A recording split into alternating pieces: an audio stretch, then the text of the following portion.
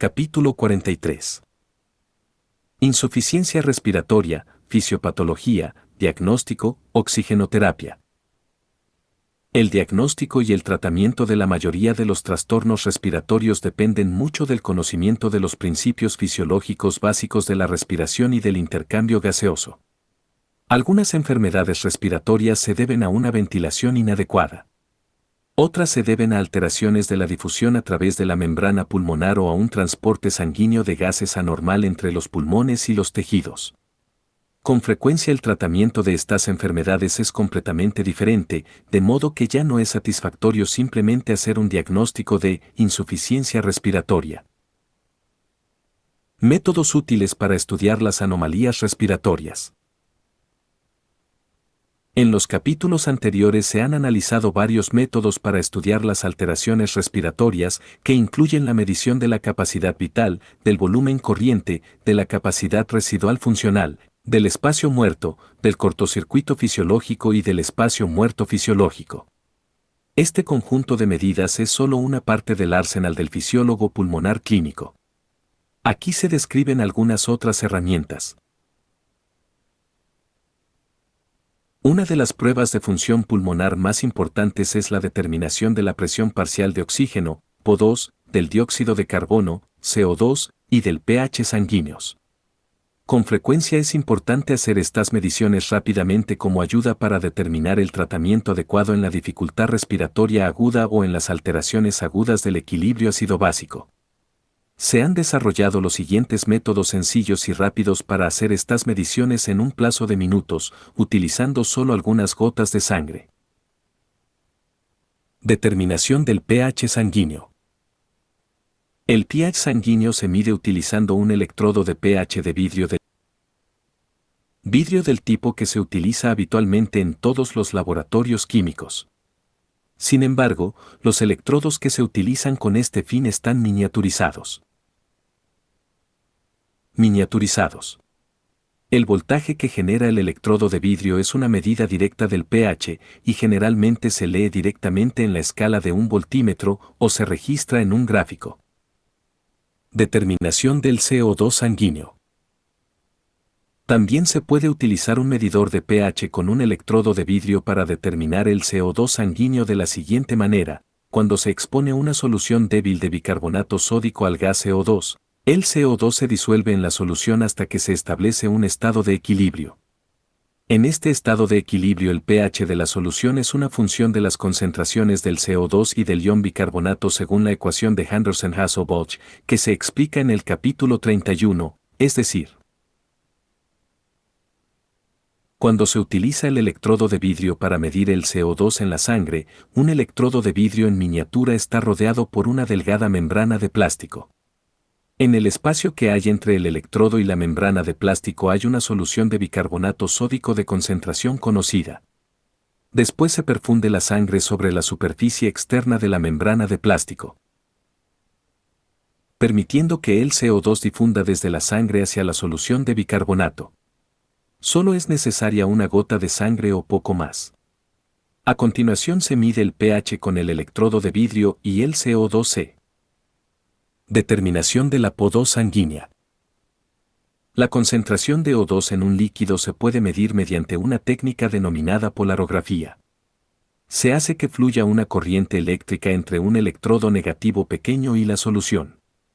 Si el voltaje del electrodo difiere del voltaje de la solución más de 0,6 V, el O2 se depositará sobre el electrodo. Además, la velocidad del flujo de corriente a través del electrodo será directamente proporcional a la concentración de O2 y por tanto también a la PO2. En la práctica se utiliza un electrodo negativo de platino con un área superficial de aproximadamente 1 mm2, y este electrodo está separado de la sangre por una membrana de plástico delgada que permite la difusión del O2 pero no la difusión de las proteínas ni de otras sustancias que envenenarían el electrodo. Con frecuencia los tres dispositivos de medida del pH, del CO2 y de la PO2 están incorporados al mismo aparato, y todas estas mediciones se pueden hacer en aproximadamente un minuto utilizando una única muestra de sangre del tamaño de una gotita. Por tanto, se pueden seguir las alteraciones de los gases sanguíneos y del pH de manera casi continua a la cabecera del paciente. En muchas enfermedades respiratorias, y particularmente en el asma, la resistencia al flujo aéreo se hace especialmente grande durante la expiración y a veces produce una gran dificultad respiratoria. Este trastorno ha llevado al concepto denominado flujo expiratorio máximo, que se puede definir como sigue: cuando una persona expira con mucha fuerza, el flujo aéreo expiratorio alcanza un flujo máximo más allá del cual no se puede aumentar más el flujo incluso con un gran aumento adicional del esfuerzo. Este es el flujo respiratorio máximo. El flujo expiratorio máximo es mucho mayor cuando los pulmones están llenos con un volumen grande de aire que cuando están casi vacíos. Estos principios se pueden entender en relación con la figura 43-143-1. Figura 43A1 a colapso de las vías aéreas respiratorias durante el esfuerzo expiratorio máximo, que es un efecto que limita la velocidad del flujo expiratorio. B. Efecto del volumen pulmonar sobre el flujo máximo de aire expiratorio, que muestra la disminución del flujo aéreo expiratorio máximo a medida que disminuye el volumen pulmonar. La figura 43-143-1 muestra el efecto del aumento de la presión aplicado al exterior de los alvéolos y de las vías aéreas que se produce cuando se comprime la caja torácica. Las flechas indican que la misma presión comprime el exterior tanto de los alvéolos como el de los bronquíolos.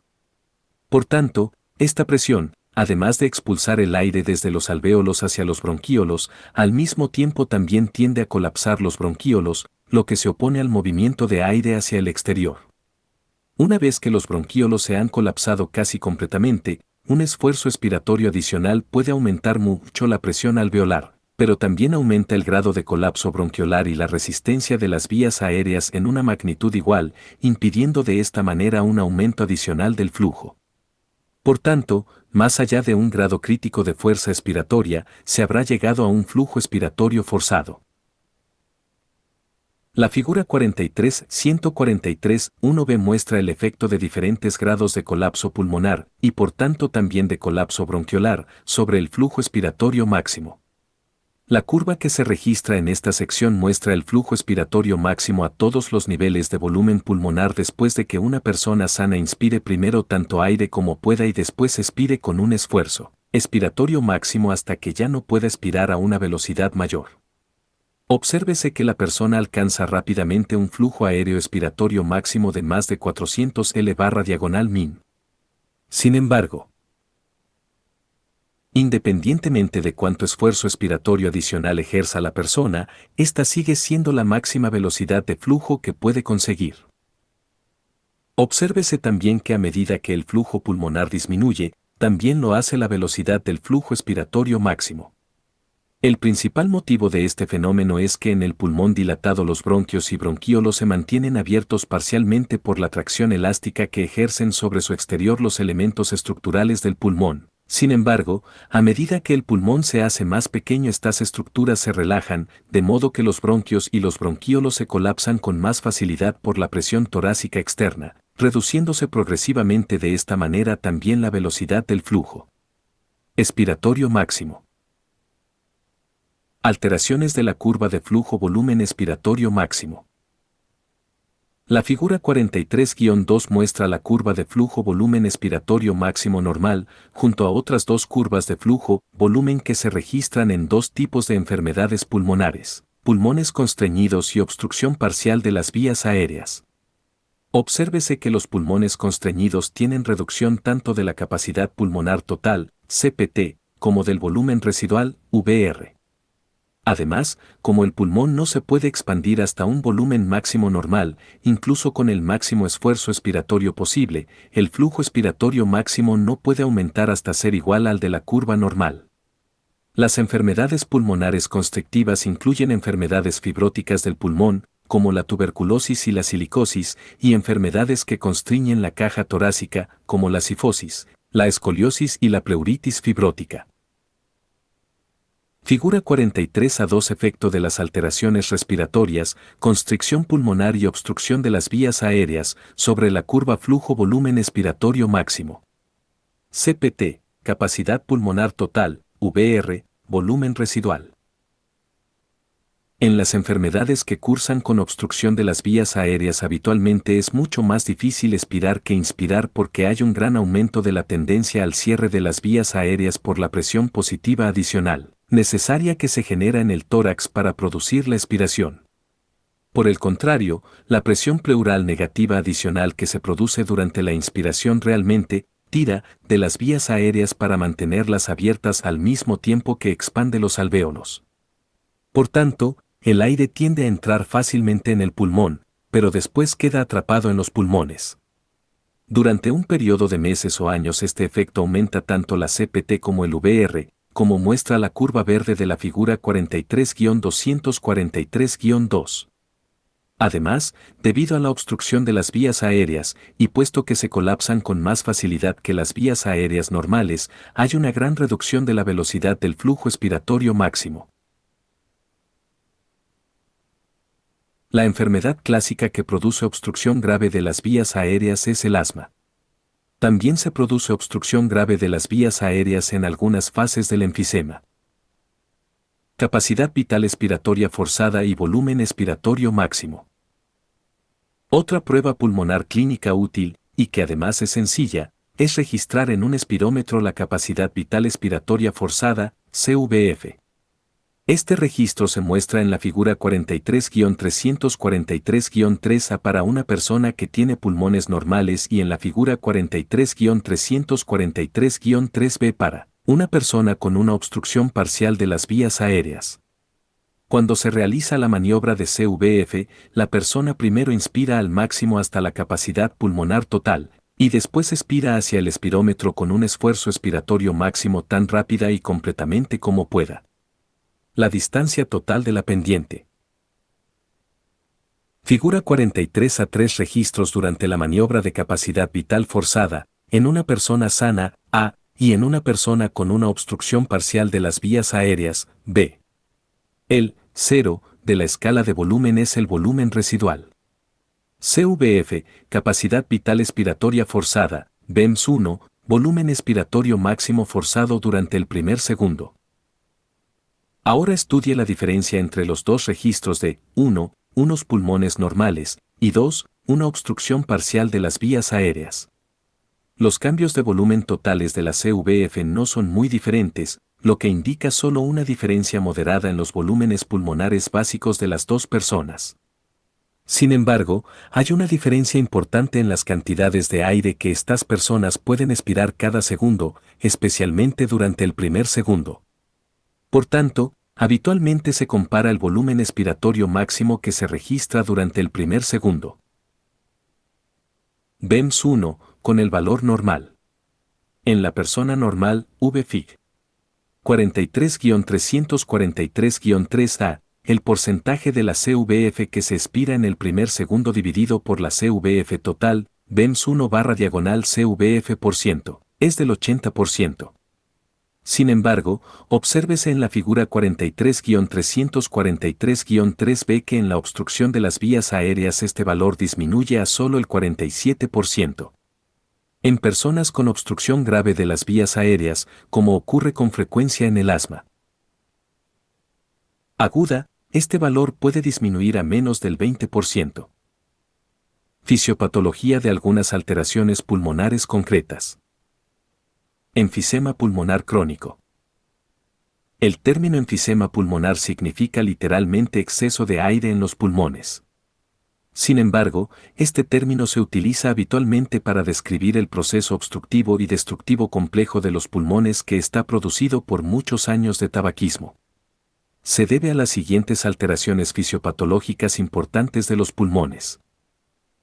1. Infección crónica, producida por la inhalación de humo o de otras sustancias que irritan los bronquios y los bronquíolos.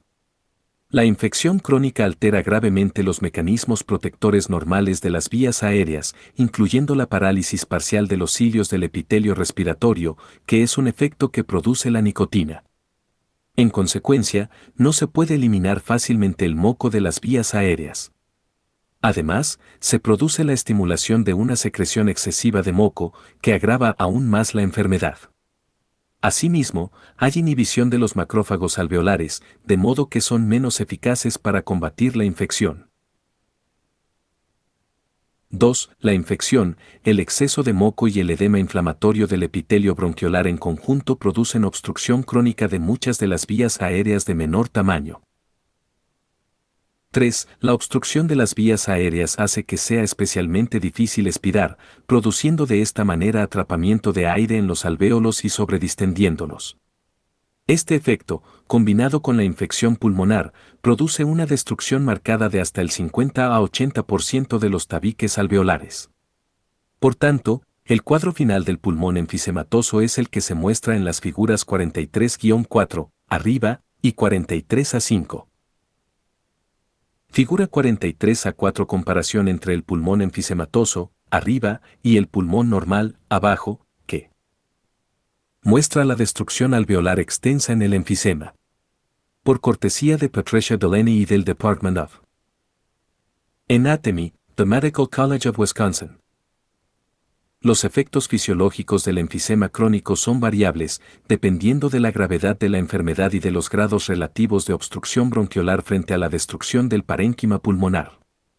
Entre las diferentes alteraciones están las siguientes. 1. La obstrucción bronquiolar aumenta la resistencia de las vías aéreas y produce un gran aumento del trabajo de la respiración. Es especialmente difícil mover el aire a través de los bronquíolos durante la expiración porque la fuerza compresiva que hay en el exterior del pulmón no solo comprime los alvéolos, sino también los bronquíolos, lo que aumenta aún más su resistencia durante la expiración. 2. La marcada pérdida de los tabiques alveolares disminuye mucho la capacidad de difusión del pulmón, lo que reduce la capacidad de los pulmones de oxigenar la sangre y de eliminar el CO2 de la sangre.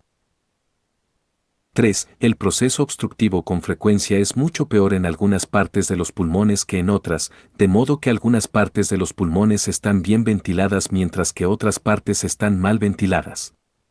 Esta situación da lugar a cocientes ventilación-perfusión muy anormales, con un muy bajo en algunas partes, cortocircuito fisiológico, que da lugar a una mala aireación de la sangre, y un muy alto en otras partes, espacio muerto fisiológico, que da lugar a ventilación desperdiciada, y los dos efectos aparecen en los mismos pulmones. 4. La pérdida de grandes partes de los tabiques alveolares también reduce el número de capilares pulmonares a través de los cuales puede pasar la sangre. En consecuencia, la resistencia vascular pulmonar suele aumentar mucho, produciendo hipertensión pulmonar que, a su vez, sobrecarga el lado derecho del corazón y con frecuencia produce insuficiencia cardíaca derecha. El enfisema crónico suele progresar lentamente a lo largo de muchos años. La hipoxia y la hipercapnia se desarrollan debido a la hipoventilación de muchos alvéolos más la pérdida de las paredes alveolares. El resultado neto de todos estos efectos es una disnea grave, prolongada y devastadora que puede durar muchos años hasta que la hipoxia y la hipercapnia producen la muerte, un precio muy elevado que hay que pagar por el tabaquismo. El término neumonía incluye cualquier enfermedad inflamatoria del pulmón en la que algunos o todos los alvéolos están llenos de líquido y células sanguíneas, como se muestra en la figura 43-543-5. Un tipo frecuente de neumonía es la neumonía bacteriana, producida la mayor parte de las veces por neumococos. Esta enfermedad comienza con una infección en los alvéolos, la membrana pulmonar se inflama y se hace muy porosa, de modo que líquido e incluso eritrocitos y leucocitos escapan de la sangre hacia los alvéolos. Así, los alvéolos infectados se llenan cada vez más de líquido y células, y la infección se propaga por extensión de las bacterias o de los virus de unos alvéolos a otros. Finalmente, grandes zonas de los pulmones, a veces lóbulos enteros o incluso todo un pulmón, se consolidan, lo que significa que están llenos de líquido y desechos celulares. Figura 43-5 alteraciones de los alvéolos pulmonares en la neumonía y en el enfisema. En personas con neumonía las funciones de intercambio gaseoso de los pulmones disminuyen en diferentes fases de la enfermedad. En las primeras fases, el proceso neumónico podría estar localizado solo en un pulmón, con reducción de la ventilación alveolar pero manteniéndose un flujo sanguíneo normal a través del pulmón. Esta afección da lugar a dos alteraciones pulmonares principales. 1. Reducción del área superficial disponible total de la membrana respiratoria, y 2. Disminución del cociente ventilación-perfusión. Estos dos efectos producen hipoxemia, O2 sanguíneo bajo, e hipercapnia, CO2 sanguíneo elevado. La figura 43-6 muestra el efecto de la disminución del cociente ventilación-perfusión en la neumonía. La sangre que atraviesa el pulmón aireado se satura con O2 en un 97%, mientras que la que pasa por el pulmón no aireado tiene una saturación de aproximadamente el 60%. Por tanto, la saturación media de la sangre que bombea el corazón izquierdo hacia la aorta es de solo aproximadamente el 78%, que es muy inferior a lo normal. Figura 43-6 efecto de la neumonía sobre la saturación porcentual de oxígeno, O2, en la arteria pulmonar, en las venas pulmonares derechas e izquierdas y en la aorta. Atelectasia significa colapso de los alvéolos. Puede aparecer en zonas localizadas del pulmón o en todo un pulmón. Algunas causas de atelectasia: 1. Obstrucción total de las vías aéreas, y 2. Ausencia de surfactante en los líquidos que tapizan los alvéolos. La atelectasia que se debe a obstrucción de las vías aéreas habitualmente se produce por 1. Bloqueo de muchos bronquios pequeños por moco, y 2. Obstrucción de un bronquio importante por un gran tapón mucoso o por algún objeto sólido, como un tumor. El aire que queda atrapado más allá del bloqueo se absorbe en un plazo de minutos a horas por la sangre que fluye por los capilares pulmonares. Si el tejido pulmonar es lo suficientemente flexible, esto dará lugar simplemente a colapso de los alvéolos. Sin embargo, si el pulmón es rígido por tejido fibrótico y no se puede colapsar, la absorción de aire desde los alvéolos genera presiones negativas en el interior de los alvéolos, que arrastra líquido desde los capilares pulmonares hacia estos, haciendo de esta manera que los alvéolos se llenen completamente con líquido de edema. Este proceso es casi siempre el efecto que se produce cuando se produce atelectasia de todo un pulmón, una situación que se denomina atelectasia masiva del pulmón. Los efectos sobre la función pulmonar global que produce la atelectasia masiva de todo un pulmón se muestran en la figura 43-743-7. El colapso del tejido pulmonar no solo ocluye los alvéolos, sino que casi siempre aumenta la resistencia al flujo sanguíneo a través de los vasos pulmonares del pulmón atelectásico. Este aumento de la resistencia se produce en parte por el propio colapso pulmonar, que comprime y pliega los vasos a medida que disminuye el volumen del pulmón. Además, la hipoxia de los alvéolos colapsados produce una vasoconstricción adicional, como se explica en el capítulo 39. Figura 43-7 efecto de la atelectasia sobre la saturación de oxígeno, O2, de la sangre aórtica. Debido a la constricción vascular, disminuye enormemente el flujo sanguíneo a través del pulmón atelectásico. Afortunadamente, la mayor parte de la sangre se dirige hacia el pulmón ventilado y, por tanto, está bien aireada. En la situación que se muestra en la figura 43-743-7, 5/6 de la sangre pasan a través del pulmón aireado y solo 1/6 pasa a través del pulmón no aireado. Por tanto, hay una alteración solo moderada del cociente ventilación-perfusión global, de modo que la sangre aórtica tiene solo una desaturación de O2 leve a pesar de la pérdida total de ventilación de todo un pulmón. La secreción y la función del surfactante en los alvéolos se analizaron en el capítulo 38.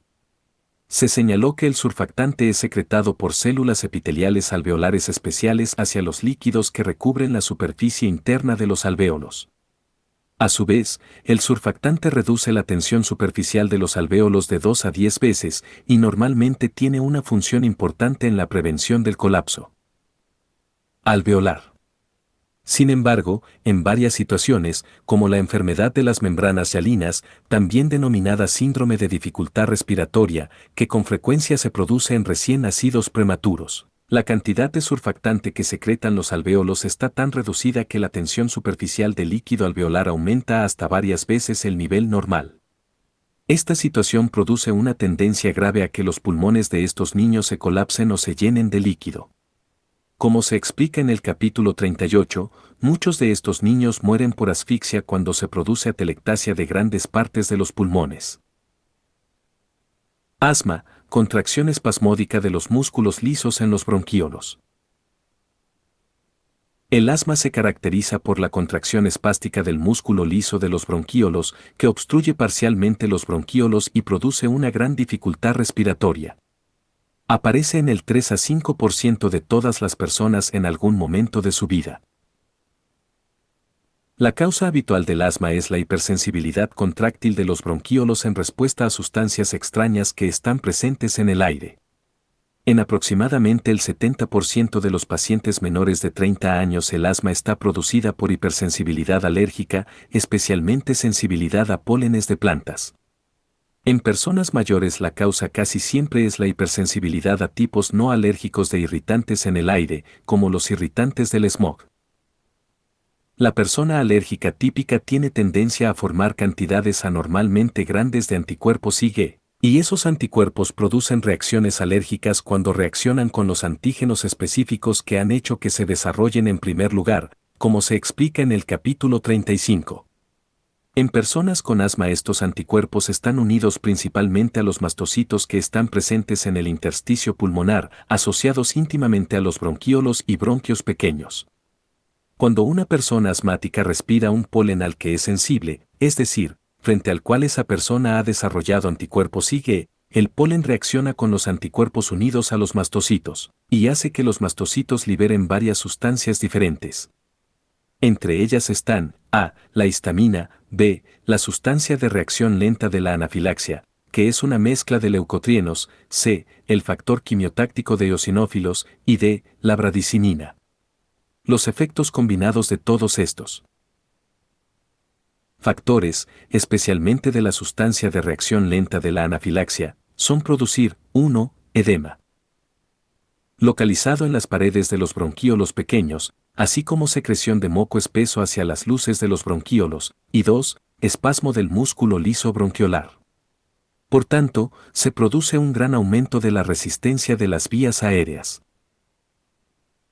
Como se ha señalado antes en este mismo capítulo, en personas con asma el diámetro bronquiolar disminuye aún más durante la expiración que durante la inspiración, por el colapso de los bronquiolos durante el esfuerzo expiratorio que comprime su exterior.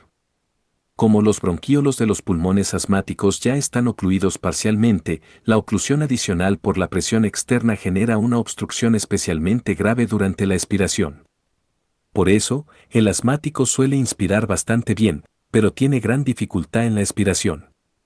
Las mediciones clínicas muestran, 1, marcada reducción de la velocidad expiratoria máxima, y 2, reducción del volumen expiratorio por el tiempo.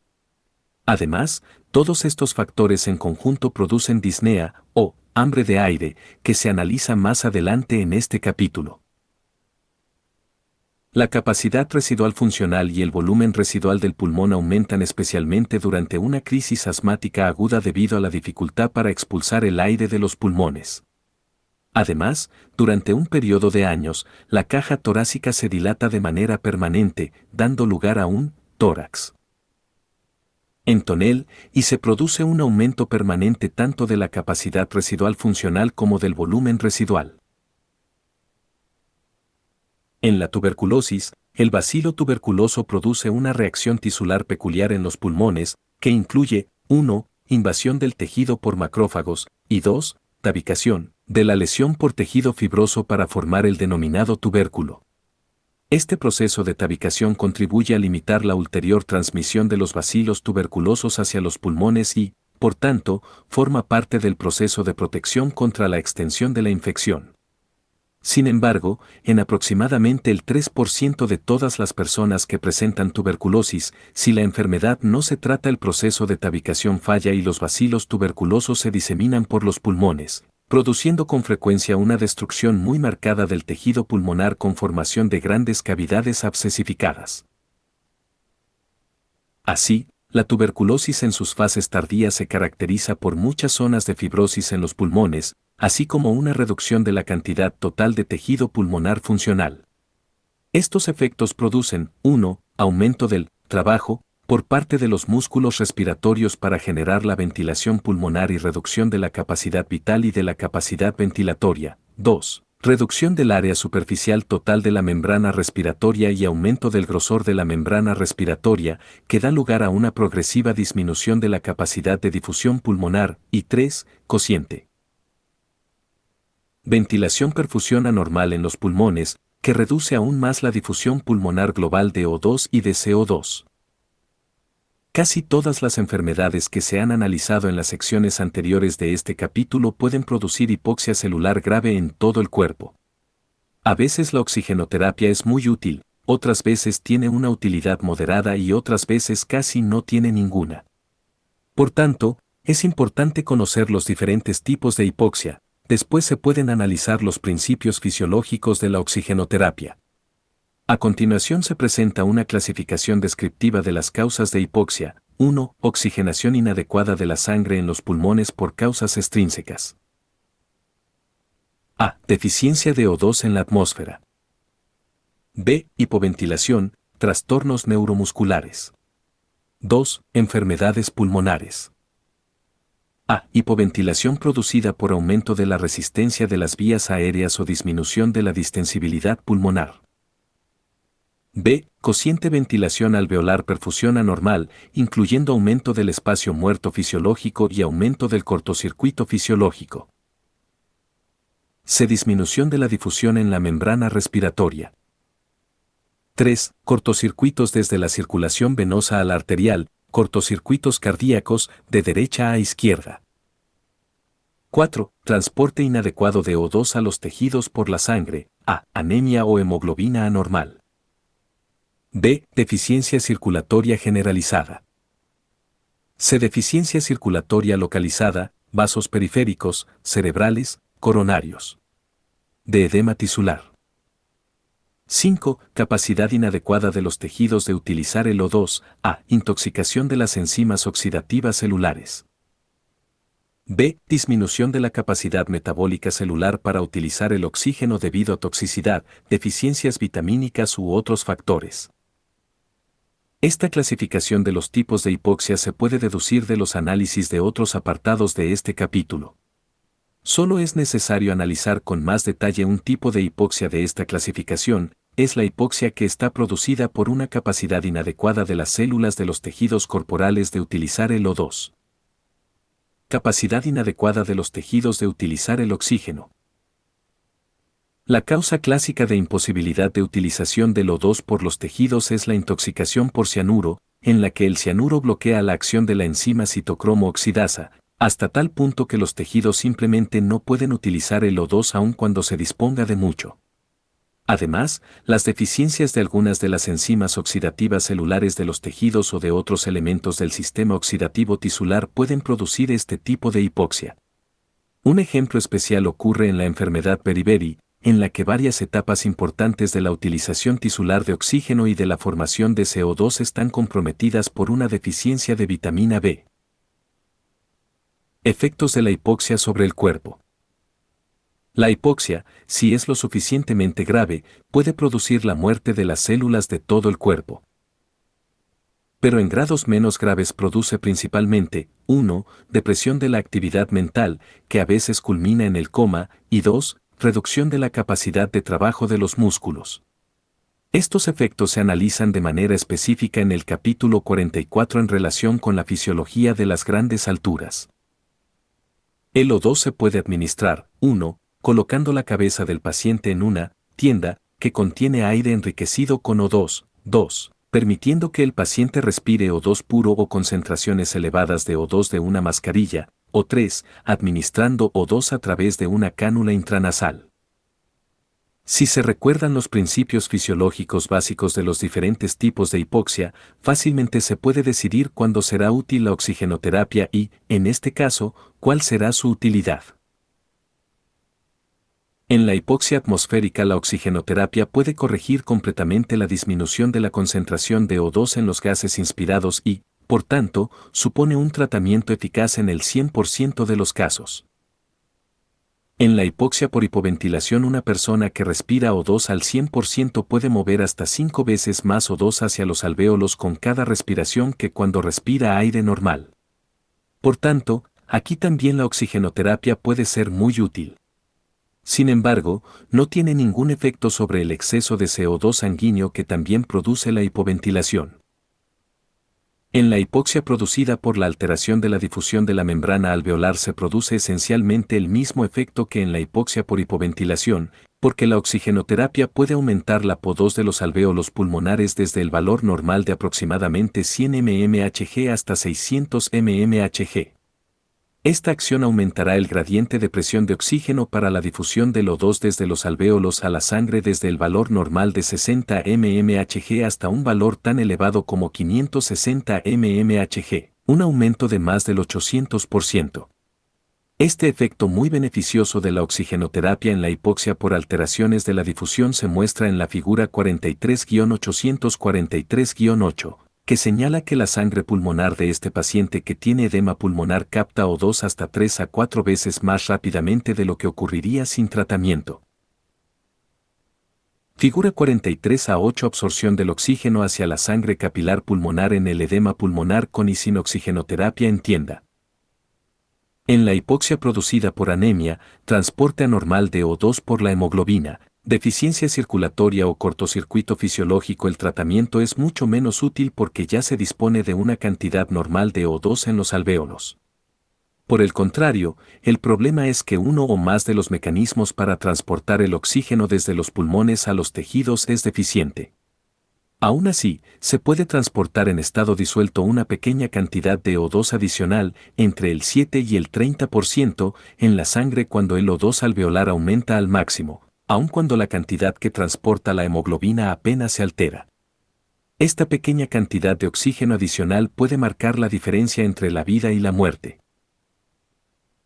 En los diferentes tipos de hipoxia producida por una utilización tisular inadecuada de O2 no hay alteraciones ni de la captación de O2 por los pulmones ni del transporte a los tejidos. Por el contrario, el sistema enzimático metabólico tisular simplemente es incapaz de utilizar el oxígeno que le llega. Por tanto, la oxigenoterapia no proporciona ningún efecto beneficioso medible. El término cianosis significa color azulado de la piel, y su causa son cantidades excesivas de hemoglobina desoxigenada en los vasos sanguíneos de la piel, especialmente en los capilares. Esta hemoglobina desoxigenada tiene un color azul oscuro púrpura intenso que se transmite a través de la piel. En general aparece una cianosis evidente siempre que la sangre arterial contenga más de 5 gramos de hemoglobina desoxigenada por cada 100 mililitros de sangre. Una persona que tiene anemia casi nunca tiene cianosis, porque no hay hemoglobina suficiente para que estén desoxigenados 5 gramos por cada 100 mililitros de sangre arterial. Por el contrario, en una persona que tiene un exceso de eritrocitos, como ocurre en la policitemia verdadera, el gran exceso de hemoglobina disponible que se puede desoxigenar da lugar con frecuencia a cianosis, incluso en condiciones por lo demás normales. Hipercapnia, exceso de dióxido de carbono en los líquidos corporales. A primera vista podría sospecharse que cualquier enfermedad respiratoria que produzca hipoxia también debe producir hipercapnia. Sin embargo, la hipercapnia habitualmente se asocia a la hipoxia solo cuando la hipoxia está producida por hipoventilación o deficiencia circulatoria, por los motivos siguientes. La hipoxia causada por una cantidad insuficiente de O2 en el aire, una cantidad insuficiente de hemoglobina o intoxicación de las enzimas oxidativas solo tiene que ver con la disponibilidad de O2 o con la utilización del O2 por los tejidos. Por tanto, se puede comprender fácilmente que la hipercapnia no se asocia a estos tipos de hipoxia. En la hipoxia que se debe a una alteración de la difusión a través de la membrana capilar o a través de los tejidos, habitualmente no se produce una hipercapnia grave al mismo tiempo porque el CO2 difunde 20 veces más rápidamente que el O2. Si comienza a producirse hipercapnia, esta inmediatamente estimula la ventilación pulmonar, que corrige la hipercapnia, pero no necesariamente la hipoxia. Por el contrario, en la hipoxia que está producida por hipoventilación, la transferencia de CO2 entre los alvéolos y la atmósfera está afectada tanto como la transferencia de O2. En este caso se produce hipercapnia junto con la hipoxia. En la deficiencia circulatoria, la disminución del flujo de sangre reduce la eliminación de CO2 desde los tejidos, lo que da lugar a hipercapnia tisular además de a hipoxia tisular. Sin embargo, la capacidad de transporte de CO2 por la sangre es más de 3 veces mayor que la del O2, de modo que la hipercapnia tisular resultante es mucho menor que la hipoxia tisular. Cuando la PCO2 alveolar aumenta por encima de 60 a 75 mmHg, en ese momento una persona por lo demás normal está respirando casi tan rápida y profundamente como puede, y el hambre de aire, también denominado disnea, se agrava. Si la PCO2 aumenta hasta 80 a 100 mmHg, la persona está obnubilada y a veces incluso semicomatosa. Se puede producir la anestesia y la muerte cuando la PCO2 aumenta a 120 o 150 mmHg. A estas elevadas concentraciones de PCO2 el exceso de CO2 comienza a deprimir la respiración en lugar de estimularla, generando así un círculo vicioso: 1, más CO2, 2, mayor disminución de la respiración, 3, más CO2, y así sucesivamente, culminando rápidamente en una muerte respiratoria. Disnea significa angustia mental asociada a la imposibilidad de ventilar lo suficiente para satisfacer la necesidad de aire. Un sinónimo frecuente es hambre de aire. Al menos 3 factores participan en la aparición de la sensación de disnea. Estos factores son: 1, la alteración de los gases respiratorios en los líquidos corporales, especialmente la hipercapnia y, en un grado mucho menor, la hipoxia. 2, la magnitud del trabajo que deben realizar los músculos respiratorios para conseguir una ventilación adecuada, y 3, el estado mental. Una persona presenta mucha disnea especialmente cuando se acumula un exceso de CO2 en los líquidos corporales. Sin embargo, en ocasiones las concentraciones tanto de CO2 como de O2 en los líquidos corporales son normales, pero para conseguir esta normalidad de los gases respiratorios la persona debe respirar de manera forzada. En estos casos la actividad intensa de los músculos respiratorios con frecuencia da a la persona la sensación de disnea. Finalmente, las funciones respiratorias de una persona pueden ser normales y a pesar de todo se puede experimentar disnea debido a un estado mental alterado. Esta situación se denomina disnea neurógena o disnea emocional. Por ejemplo, casi cualquier persona que piensa momentáneamente en el acto de la respiración puede comenzar súbitamente a respirar algo más profundamente de lo habitual debido a una sensación de disnea leve. Esta sensación está muy aumentada en personas que tienen miedo psicológico de no poder recibir una cantidad de aire suficiente, como cuando entran en habitaciones pequeñas o atestadas de gente. Ventilador. Se dispone de muchos tipos de ventiladores, cada uno de los cuales tiene sus propios principios característicos de funcionamiento. El ventilador que se muestra en la figura 43-943-9 allá está formado por una fuente de O2 o de aire en un tanque, un mecanismo para aplicar presión positiva intermitente y, en algunas máquinas, también presión negativa, y una máscara que se ajusta a la cara del paciente o a un conector para unir el equipo a un tubo endotraqueal.